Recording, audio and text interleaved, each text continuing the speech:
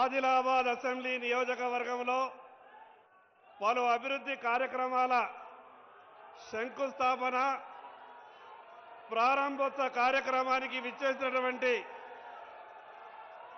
గౌరవనీయులు రాష్ట్ర ముఖ్యమంత్రి వర్యులు పెద్దలు యనమల రేవంత్ రెడ్డి గారికి, ఈ జిల్లా ఇన్ఛార్జ్ మంత్రివర్యులు పెద్దలు జూపల్లి కృష్ణారావు గారికి, మరో మంత్రివర్యులు పెద్దలు వివేక్ వెంకటస్వామి గారికి, ఏ బాబు ఆగుతారా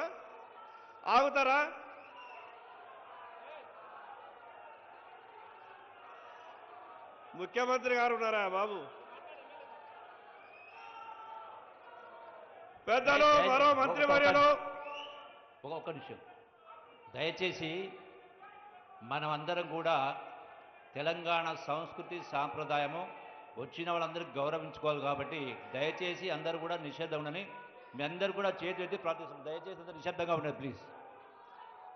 మరో మంత్రివర్యులు పెద్దలు వివేక్ వెంకటస్వామి గారు, ఆదిలాబాద్ పార్లమెంటు సభ్యులు పెద్దలు గోడం నగేష్ గారు, అదేవిధంగా శాసనసభ్యులు సహచర శాసనసభ్యులు మిత్రులు పెడమ బొజ్జు గారికి, వినోద్ వెంకటస్వామి గారికి, పెద్దలు రాష్ట్ర ప్రభుత్వ సలహాదారులైనటువంటి సుదర్శన్ రెడ్డి గారికి, వేదిక మీద ఉన్నటువంటి పెద్దలందరికీ పేరు పేరున నా యొక్క నమస్కారాలు. ఒక్కసారి మనమంతా కూడా లేచి నిలబడి ముఖ్యమంత్రి అయిన తర్వాత రెండవసారి ఆదిలాబాద్ పట్టణానికి విచ్చేసినటువంటి గౌరవ ముఖ్యమంత్రి గారికి లేచి చప్పట్లతో స్వాగతం పలకాల్సిందిగా అందరికీ విజ్ఞప్తి చేస్తా ఉన్నాను.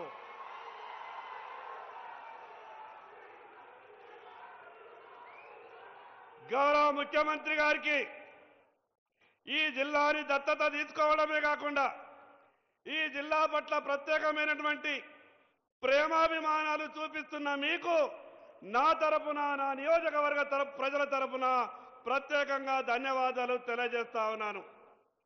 తెలంగాణ రాష్ట్రంలోనే వెనుకబడ్డ ప్రాంతం ఆదిలాబాద్ ప్రాంతం. నేను ఎన్నికల సమయంలో వెనుకబడ్డ ఈ ఆదిలాబాద్ ప్రాంతానికి ఎయిర్పోర్టు కావాలని తీసుకొచ్చే బాధ్యత నేను తీసుకుంటానంటే చాలా మంది ఎగతాళి చేసిండ్రు.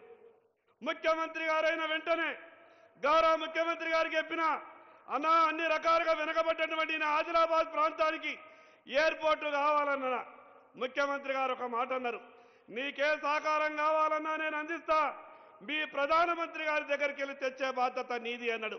నేను ఇదే వేదిక మీద గౌరవ ప్రధానమంత్రి, దేశ ప్రధానమంత్రి గారిని ఇక్కడికి పిలిచిన, అదేవిధంగా రాష్ట్ర ముఖ్యమంత్రి గారిని కూడా పిలిచిన, నాకు ఒక అవకాశం వచ్చింది. ప్రధానమంత్రి గారు ముఖ్యమంత్రి గారు ఒకే వేదిక మీద ఉండి నా వెనుకబడ్డటువంటి ప్రాంతానికి ఎయిర్పోర్టు కావాలనంటే దేశ ప్రధానమంత్రి గారు ముఖ్యమంత్రి గారితో అన్నారు, हमारा आदमी के लिए आपका पूरा सहकार चाहिए అంటే ముఖ్యమంత్రి గారు గొప్పగా అన్నారు, यहाँ जो भी मेरे तरफ से सहकार चाहिए हर तरीके से मैं करने के लिए तैयार हूं అన్నాడు. చెప్పిన మాట విధంగానే దేశ ప్రధానమంత్రి గారు ఎయిర్పోర్టు మంజూరిస్తే ఈ రోజు రాష్ట్ర ఆర్థిక ఇబ్బందుల్లో ఉన్న 700 ఎకరాలు మొన్ననే జీవో ఇచ్చినందుకు ఈ నియోజకవర్గ ప్రజల తరపున ప్రత్యేకంగా ముఖ్యమంత్రి గారికి ధన్యవాదాలు తెలియజేస్తా ఉన్నాను. అదేవిధంగా చదువులో అక్షర క్రమంలో ముందున్న ఈ ఆదిలాబాద్ చదువులో వెనుకబాటుతనం ఉంది. ఇంటిగ్రేటెడ్ స్కూల్ కావాలన్నా రాష్ట్రంలో మిగతా నియోజకవర్గాలలో ఇచ్చిందంటే 200 కోట్ల రూపాయలతో ఇంటిగ్రేటెడ్ స్కూల్ ఇచ్చినందుకు నా తరపున, నా ప్రజల తరపున ప్రత్యేకంగా ధన్యవాదాలు తెలియజేస్తా ఉన్నా. అన్నా ఇది ప్రధానమైన సమస్య, రైతులు పడుతున్నటువంటి బాధ. రైతులు చేండలకు పోవాలంటే వాళ్ళు వర్షాకాలం పడేటటువంటి ఇబ్బంది అంతా ఇంత కాదు. నేను అసెంబ్లీలో చర్చ సందర్భంగా మీకు ఒక విజ్ఞప్తి చేసిన, పొలం బాట ద్వారా రైతులకు మంచి జరగాలని ప్రతి చేనుకు రోడ్డు వేయాలనంటే మీరు ఎంత గొప్పగా అసెంబ్లీలో మాటిచ్చారంటే బీజేపీ ప్రతిపక్ష ఎమ్మెల్యే చెప్తున్నాడని కూడా మీరు ఆలోచించలేదు. ఇదొక మంచి సలహా సూచన. పాయల్ శంకర్ గారు చెప్పినటువంటి మాటని పొలం బాట అనే పేరు మీద రాష్ట్రం మొత్తం మీద అమలు చేస్తామన్నారు. దాన్ని ఆదిలాబాద్ నుంచే ప్రారంభిస్తామన్నారు. కాబట్టి దానికి 40 కోట్ల రూపాయలు మంజూరు ఇవ్వవలసిందిగా ఆదిలాబాద్ రైతులందరి తరపున మీకు విజ్ఞప్తి చేస్తా ఉన్నాను. మరి అదేవిధంగా ఇక్కడ ఉపాధి అవకాశాలు లేవు, ఉద్యోగ అవకాశాలు లేవు. 30 సంవత్సరాలుగా మూతబడినటువంటి సిమెంట్ ఫ్యాక్టరీని నేను గౌరవ ఎంపీ గారు మొన్ననే ఢిల్లీ పెద్దలతోనే మాట్లాడినాం. రాష్ట్ర ప్రభుత్వం పూర్తిగా సహకారం చేయడానికి సిద్ధంగా ఉంది. ఆ యొక్క ఫ్యాక్టరీని రాష్ట్ర ప్రభుత్వానికి అప్పగిస్తే పీపీపీ మోడ్లో మేము అక్కడ ప్రారంభిస్తామనంటే ఢిల్లీలోని కూడా పెద్దలు కూడా పాజిటివ్గా మాట్లాడారు. కాబట్టి ఆ యొక్క సీసీఐని పునఃప్రారంభించే విధంగా మీ సహకారం కావాలని ఈ సందర్భంగా మీకు విజ్ఞప్తి చేస్తా ఉన్నాను. ఇక మొన్న 10 ఏళ్ళు ఈ రాష్ట్రాన్ని పాలించినటువంటి కొందరు ఏం చేస్తున్నాడు ఈ రాష్ట్ర ముఖ్యమంత్రి? ఆదిలాబాద్ ఎమ్మెల్యే పదే పోయి కలుస్తాడు.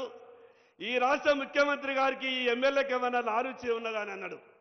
నేను 10 ఏళ్ళు ఈ రాష్ట్రాన్ని పాలించినటువంటి సన్నాసులకు చెప్పదలుచుకున్నా, ఈ ఆదిలాబాద్ నియోజకవర్గ ప్రజల అవసరాల కొరకు పోతున్నా.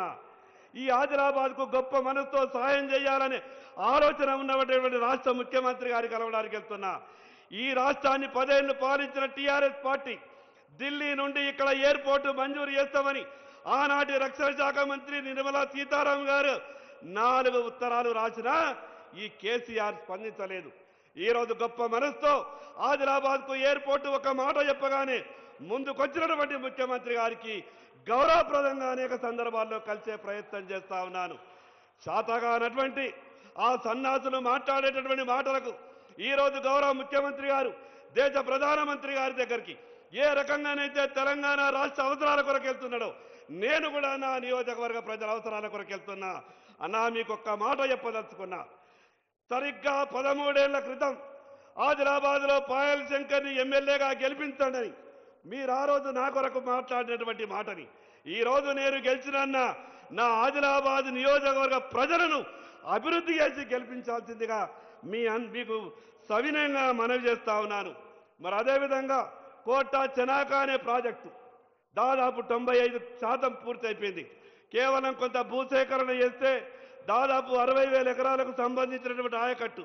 వాస్తవంగా మిమ్మల్ని ఆ ప్రాజెక్టు ప్రారంభోత్సవానికే రమ్మన్నా, కానీ ఎన్నికల కోడ్ ఉన్న సందర్భంగా అది వీలు కాలేదు. కాబట్టి ఆ యొక్క ఆయకట్టు మిగతా భూసేకరణ నిధులు వెంటనే విడుదల చేయాల్సిందిగా మీకు సవినయంగా విజ్ఞప్తి చేస్తా ఉన్నాను. మరి అదేవిధంగా ఆదిలాబాద్ పట్టణంలో కొమరం భీం అనే పూర్తిగా ఆదివాసుల కాలనీ 20 సంవత్సరాల నుంచి గుడిసెలేసుకొని ఉన్నారు. అది ప్రభుత్వ భూమి. దాదాపు 2,000 కుటుంబాలు ఉన్నాయి. వాళ్లకు వెంటనే పట్టాలిచ్చి ఆదుకోవాల్సిందిగా మీకు విజ్ఞప్తి చేస్తా ఉన్నాను. నా నియోజకవర్గంలో 2 గొప్ప చరిత్ర గల ఆలయాలున్నాయి. ఒకటి జైనత్ లక్ష్మీనారాయణ స్వామి ఆలయం, మరొకటి బైరాన్ దేవ్ శివుని ఆలయం బేలా మండలంలో సదల్పూర్లో. ఈ 2 ఆలయాలకు ప్రత్యేకమైన నిధులిచ్చి ఆదుకోవాల్సిందిగా. మరి అదేవిధంగా రైతులు పడుతున్నటువంటి సమస్య, కేంద్ర ప్రభుత్వం ఇచ్చినటువంటి 25% కోటాని పూర్తి చెందిన సోయాబీన్ కొనుగోలు ఆపేసినారు. దయచేసి మీరు ఢిల్లీ పెద్దలతో మాట్లాడి రాష్ట్ర ప్రభుత్వ వాటా కూడా పెంచుకొని సోయాబీన్ని కొనుగోలు చేయాలని, అదేవిధంగా రంగు మారినటువంటి సోయాబీన్ను కూడా రాష్ట్ర ప్రభుత్వం చేత కొనుగోలు చేయాలని.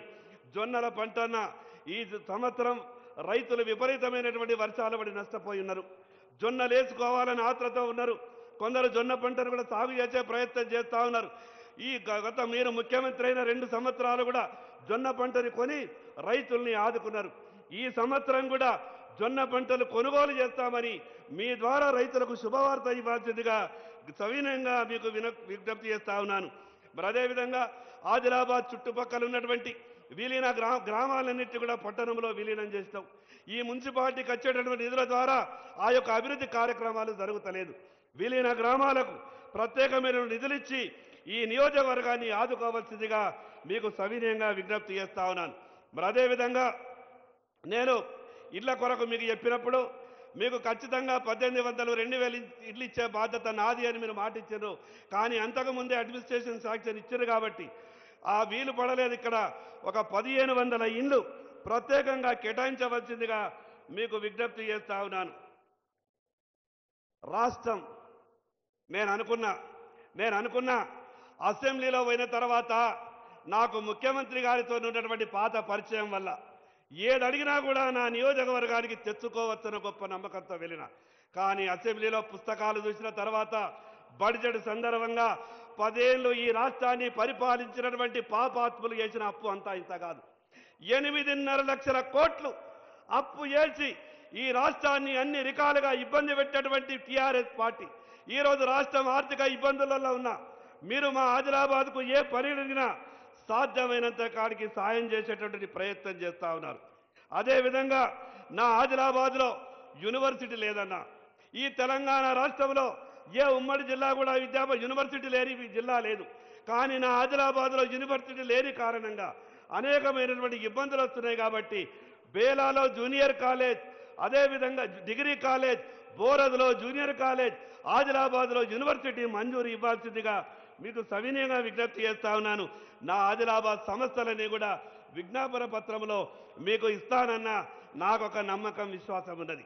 నేను ఎక్కడికి వెళ్ళినా కూడా ఏ విషయం అడిగినా కూడా ముఖ్యమంత్రి గారిది ఎంత గొప్ప మనసు అనంటే, నిన్న నేను ఒక రివ్యూలో అందరూ రావాలని కోరుకున్నా. సహజంగా కొందరు అన్నారు కాంగ్రెస్ పార్టీ ముఖ్యమంత్రికి మీరు ఎందుకు ఇంత ఆతృత పడుతున్నారంటే నేను చెప్పిన, నన్ను బీజేపీ ఎమ్మెల్యే అని చూడకుండా నా నియోజకవర్గ ప్రజలకు ఏదడిగినా కూడా సాయం చేస్తున్నటువంటి ముఖ్యమంత్రి నేనెందుకు గొప్పగా స్వాగతించకూడదు అని మాట్లాడినా. ఈరోజు గొప్ప మనసుతో ప్రజల అభివృద్ధి గురించి ఆలోచించాలా. అందుకే మీకు సవినయంగా మనవి చేస్తా ఉన్నా, నా ఆదిలాబాద్లో ఉన్నటువంటి సమస్యలని మీకు విజ్ఞాపన పత్రంలో నేను అన్ని విషయాలు పొందుపరిచి ఇచ్చే ప్రయత్నం చేస్తా. మీరు తప్పకుండా నేను ఇచ్చినటువంటి యొక్క విషయాల్ని ఆలకించి ప్రత్యేకంగా రైతు బాట మీరు ఈ వేదిక మీద గతంలో నాకు అసెంబ్లీలో కూడా మాట ఇచ్చారు, ఆదిలాబాద్ని మోడల్గా చేస్తామని చెప్పారు. కాబట్టి నేను చెప్పినటువంటి విషయాలని ఆదిలాబాద్ ప్రజలని మేమంతా కూడా ఈరోజు ఆదిలాబాద్ అంటేనే గౌరవంగా ఎవరొచ్చినా కూడా హక్కున చేర్చుకునేటటువంటి ఆదిలాబాద్ నాకు ఒక అదృష్టం అన్న. ఆ రోజు మోదీ గారు మీరిద్దరు పక్కపక్కన మాట్లాడుతున్నప్పుడు మోదీ గారు మీరిద్దరు కలిసి నాకు మాట ఇచ్చారు, ఆదిలాబాద్కు ఏం కావాలన్నా కూడా చేస్తా అన్నారు. మరొకసారి మీకు ప్రత్యేకంగా ఈ యొక్క 100 కోట్ల రూపాయల అభివృద్ధి కార్యక్రమాలకు వచ్చి శంకుస్థాపన చేసినందుకు నా తరపున నా నియోజకవర్గ ప్రజల తరపున ప్రత్యేకంగా ధన్యవాదాలు తెలియజేస్తూ సెలవు తీసుకుంటున్నా. భారత్ మాతాకి. గౌరవ స్థానిక శాసనసభ్యులు సభాధ్యక్షుల సందేశానికి ధన్యవాదాలతో గౌరవ పార్లమెంట్ సభ్యులు జి నగేష్ గారి శుభాకాంక్ష.